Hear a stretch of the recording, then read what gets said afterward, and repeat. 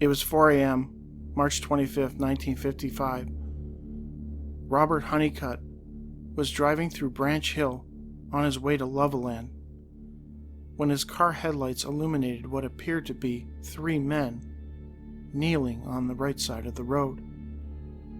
His first impression was that somebody might have been hurt, maybe struck by a car, though he also thought it might be just some guys out having fun.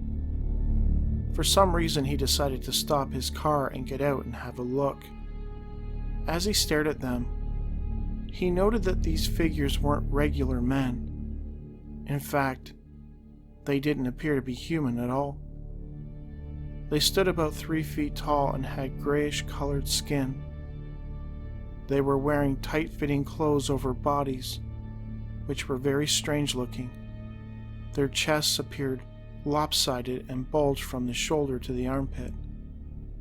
Over this bulbousness hung a slender arm, which was noticeably longer than its opposite arm.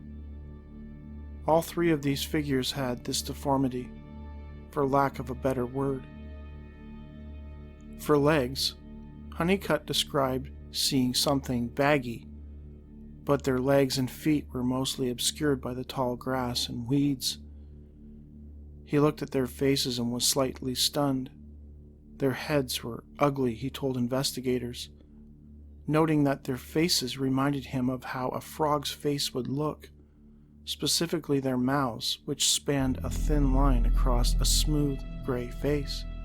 He noted their eyes, without brows, appeared somewhat normal, and their noses were indistinct.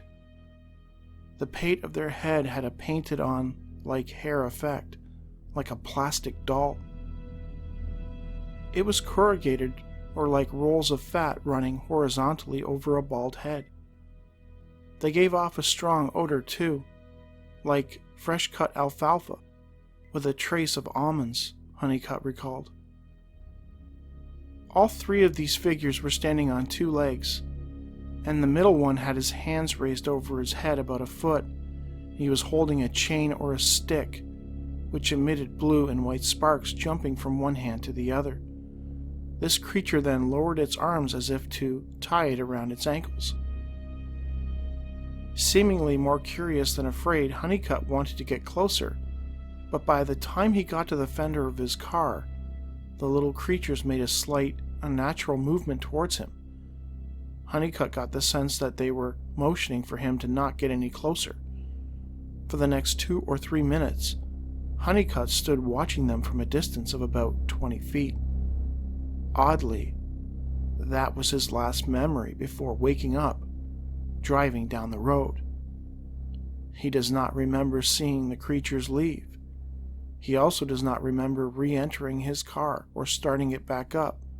Just, he was standing beside it 1 second, and the next he was driving down the road towards the Loveland Police Station, where he filed a report with Loveland Police Chief John Fitz.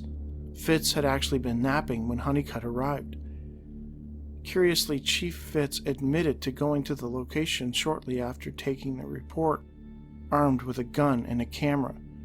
He made 3 passes in his cruiser but saw no one. It's interesting to note that Loveland is known mainly in Fortean circles as the home of the Loveland Frogmen. I found this case somewhat humorous just because of the illustration that was provided in Stringfield's book inside Saucer. I think it was 3.0. He provided a rundown of the case and provided an illustration of the creatures that Honeycutt saw. There are some changes that I've noticed. Stringfield's report had it that he basically was staring at these creatures and then he woke up, he was driving. But if the other reports seem to indicate that he was spooked and then he basically jumped back in his car and took off. So I don't know which one you want to believe, but I thought I'd provide both versions of the story, I guess, at least how it ended. Another thing that was different was the date.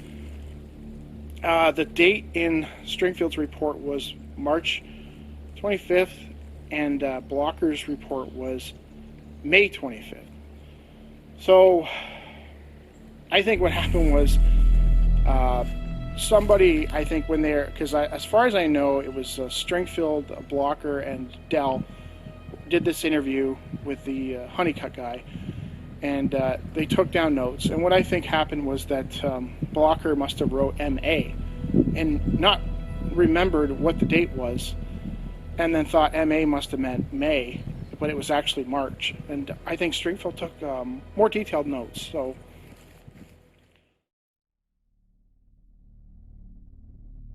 So I don't know. Stringfield's pretty. He gives a lot more detail than I thought Blocker did, and some of the other sites that had mentioned this case. So I tend to trust Stringfield more, but that's just my thing. You might trust Blocker more.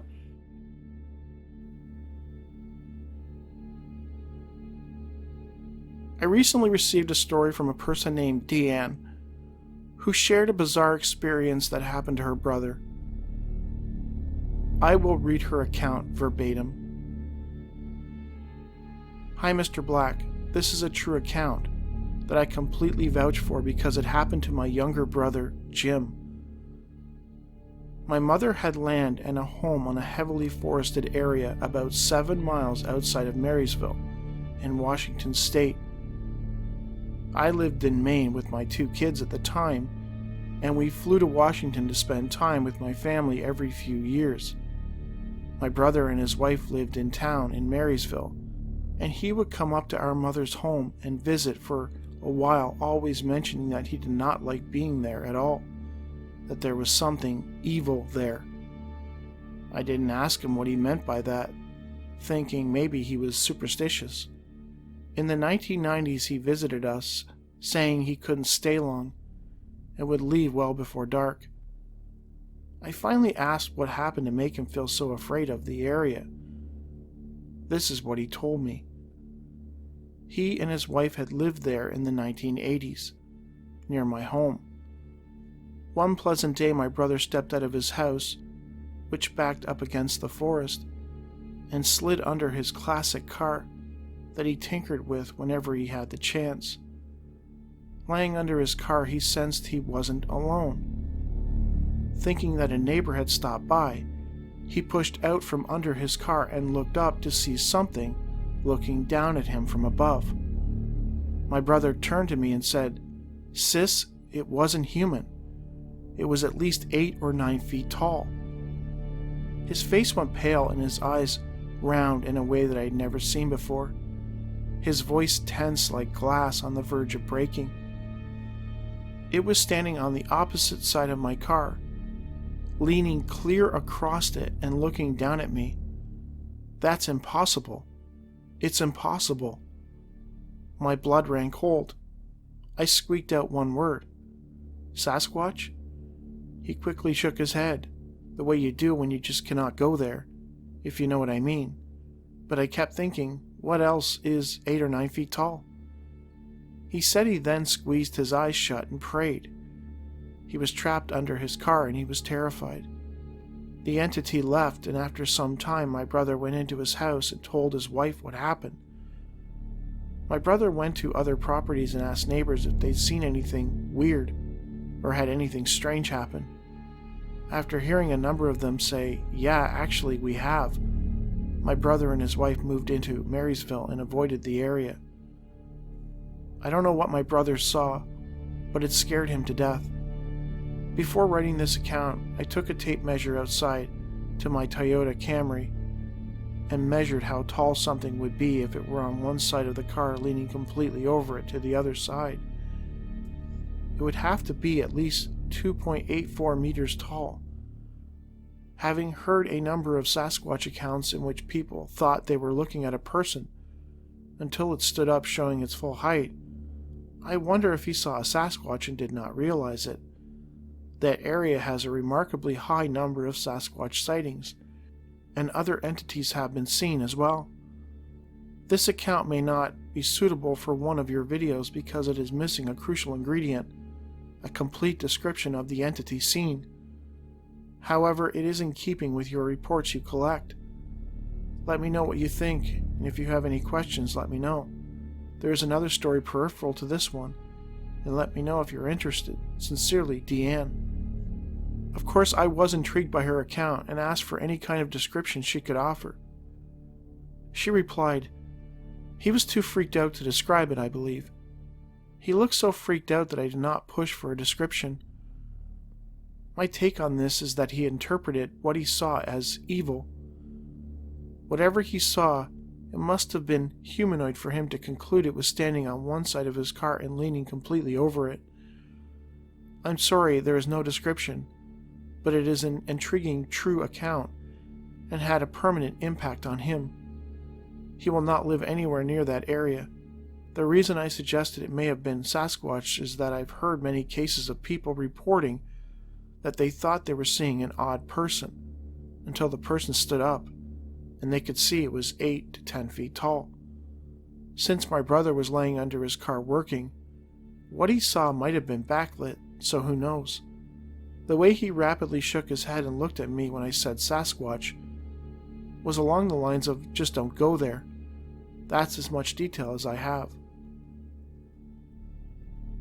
This is a fascinating account, even without a full description of the entity. All we know is that it was leaning completely over the car looking down at the witness, which suggests that it was a towering figure, unnaturally tall.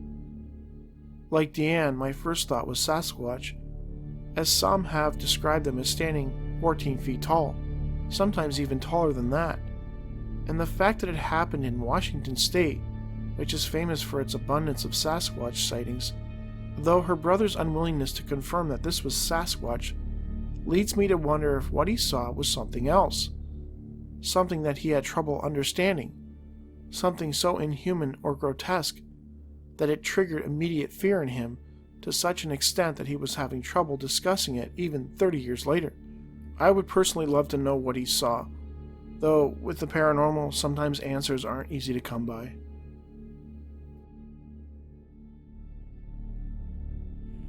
I've made videos in the past regarding huge creatures.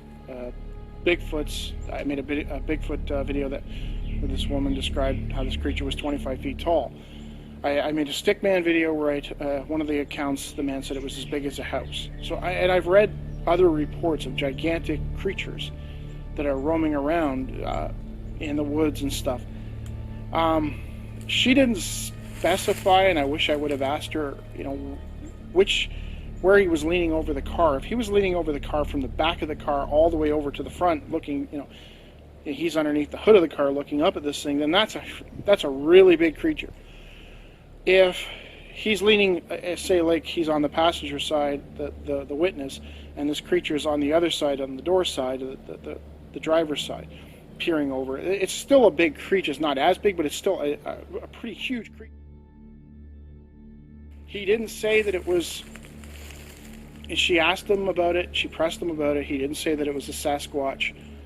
So I mean, he did say that whatever it was evil, and she got the sense that whatever it was that he saw was evil. He didn't rule out a Sasquatch, but most often when people describe encountering a Sasquatch, they don't say it was evil. They just say it was weird, or it was creepy, or it was weird, like it was unnatural. I mean, his description of it being evil, when I hear that, I imagine demons and things like that, like something that would look like that, or something that is so grotesque. But, and like I said, I pressed her on it. I asked her, could she fill in more details, and she said basically that when I asked him about it, he got freaked out. He was getting worked up, so she kind of knew that she had to back off. And it happens sometimes with sightings. You want more details, but the person that's telling the story is kind of like reliving it in their mind, and it's really traumatic, and they don't want to go over it again. So you kind of have to back off, and it just comes with the territory.